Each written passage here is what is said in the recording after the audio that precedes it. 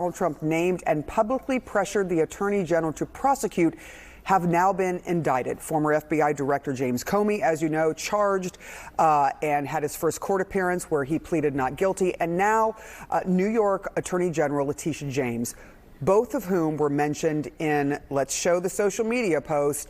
In this social media post that the Wall Street Journal is now reporting, sources telling them that this was supposed to be a private message to Pam Bondi, but instead ended up on Donald Trump's Truth Social. What message do you think that is being sent by Donald Trump to the American people with these indictments?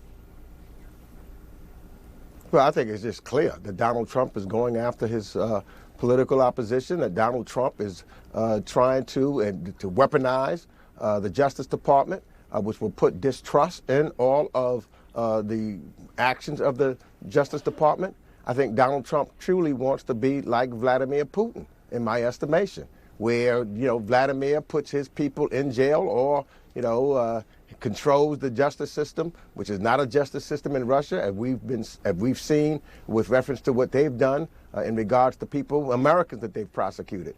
So Donald Trump thinks he is a dictator or, and does not acknowledge the Congress. He goes around and does not acknowledge the law. So he thinks it is him and his oligarch friends that runs America. We are not Russia.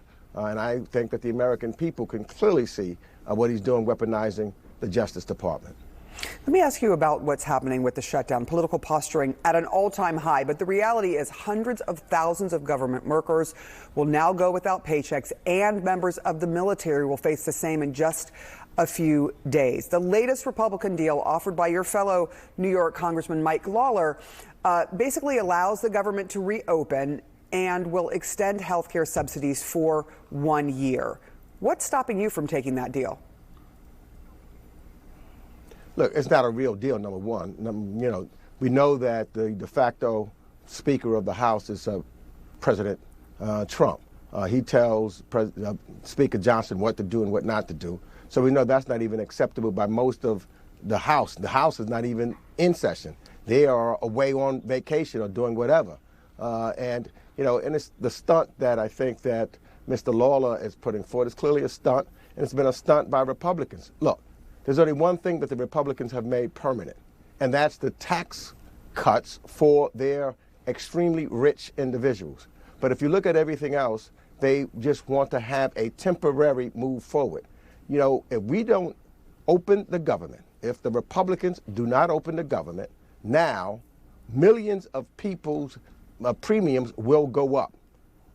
A number of people, in New York alone, for example, 120,000 will lose health care altogether.